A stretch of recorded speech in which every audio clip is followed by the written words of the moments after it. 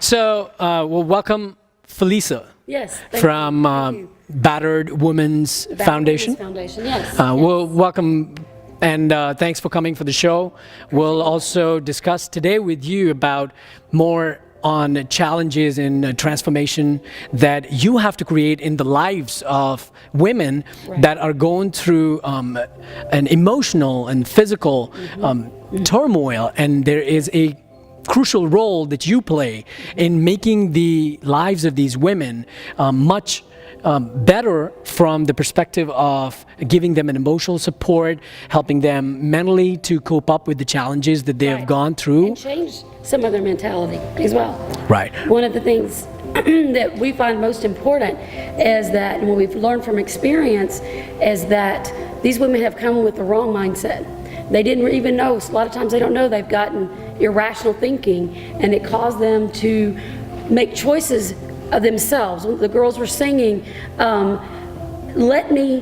I'm fabulous. These women a lot of times don't realize how fabulous they really are.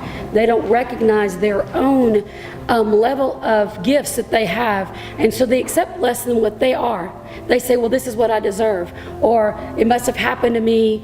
That violence happens, it can come in a lot of ways, intimate partner violence. It can come as a form of physical, like everybody expects and recognizes the physical aspects of intimate partner violence, but a lot of that happens also as a mental. It's keeping the woman down. There's all these different warning signs, like does he isolate her? And it can happen to men as well, obviously, but with men, women is a higher case of it. Statistics tell us that 1 out of every 3 women in the United States, for sure, has experienced it at some point in their life, whether it be physical, whether it be mental, and verbal is included in that, and emotional abuse of some form. So the purpose of the Battered Women's Foundation comes about as after they've come, a lot of times they have to come with nothing. They leave a difficult situation because they have to cut ties. Unfortunately, what happens a lot of times in those situations is that for various reasons, whether it's a dependence on the financial support, whether it's a mental need to think they have to have that person to survive, and that does happen. Whatever those reasons they are, but it takes 5 times, statistics say 5 times of returning back into that before they finally say, okay, that's it. I know this is not for me. So I have a question. So how do you make sure, or how do you help a woman come out of a challenge which is being battered in a relationship? How do you encourage someone to actually be coming out and discussing it openly, or at least informing the world about a problem, whether it's emotional, physical, that she's going through? Because in my personal life as well, I've come across certain people in my family as well that have gone through a battered relationship, and it almost was a challenge for the person to even come out and explain that this is what I'm going through, because women have a very emotional attachment to the relationship itself. So they whatever that reason is, they don't want it to be destroyed or ended, and that's the reason it's very hard for them to be coming out. So how do you deal with a challenge like that? And it includes shame. Shame is also part of it. But one of the things that you do we do it in individual counseling, we do it in group counseling, is help them realize who they really are, that they are more than that. We use cognitive and behavioral therapies to reach into those areas of their lives where they can change and recognize this isn't real thinking, this isn't truth, that they've learned a mistruth about themselves and about a situation that would change their lives, that they can make it on their own. Is after they've come out of the shelters, we help them establish first, we give them some help, we give them financial help where they are, as far as, well, not money, but like groceries, and help them set up a home, because they come out with very little. But at the same time, we tell them, come and relearn, learn to recognize in the future so that it doesn't happen again, so they don't pass it to their children, so that they can have more hope and change the future, and change their future for their own lives. So that basically talks about what IE Sigma basically is focused on, is rewiring your brain. It's a process of going through that transformation of understanding that it's not really shame, or that does not really dictate who you are, that does not really define the relationships that you've had.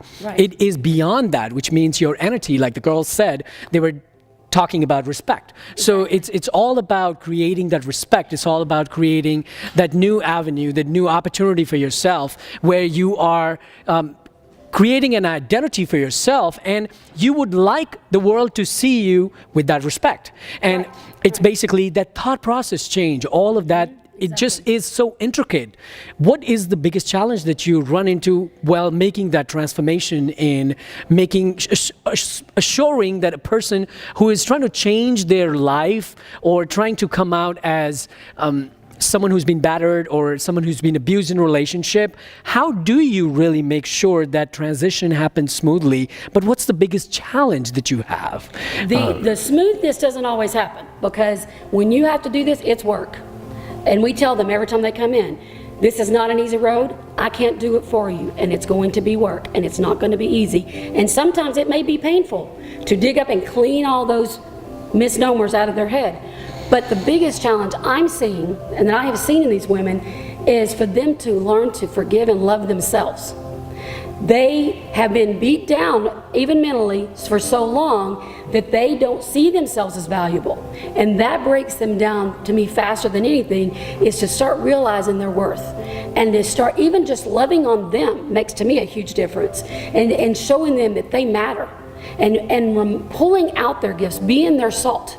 Salt brings out the flavoring. It brings out the sweetness. It brings out the essence, even of meat, when you cook it. Well, salt and a person is drawing out those beautiful gifts that each one of us carries.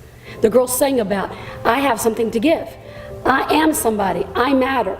They sang about, though the times can be hard, but I'm going to keep pressing in. And it's gearing them to say, yes, it's hard, but you keep pressing in. You keep leaning into that pain that's been in your past. And when you do, you're going to get past that and move through to the other end of the tunnel. And so name one strategy that you would say is that this is what we use to help them go through that transformation of mindset, where they're changing from a person who feels like, I really don't have value in society, in this world, to a person who thinks that I really have to bring myself out of this to create value.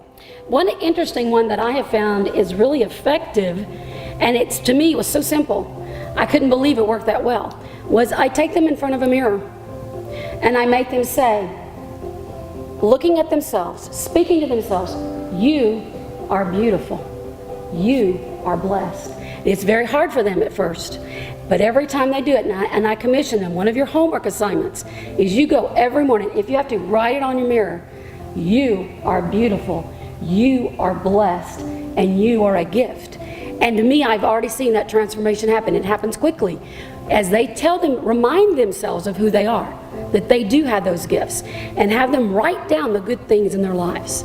And that's one of the tools that I use. Excellent. I mean, it's almost telling that you are creating self-awareness. Exactly. When a mirror principle says that you see the world the way you see yourself, which means if you're looking in the mirror and you're looking at yourself as a person who does not look at a value in their lives, then that's how you see the world. But bringing them in front of a mirror and telling them to look at themselves and looking at the value that they can create in this world and create that transition is self-awareness. Right. And that's how you create a good transition from a relationship, a profession, or anything that's really intricate in your life that you want to change and make better for yourself, is by creating awareness. And that's one thing that IE Sigma really focuses on, is the I, as you heard, that I do.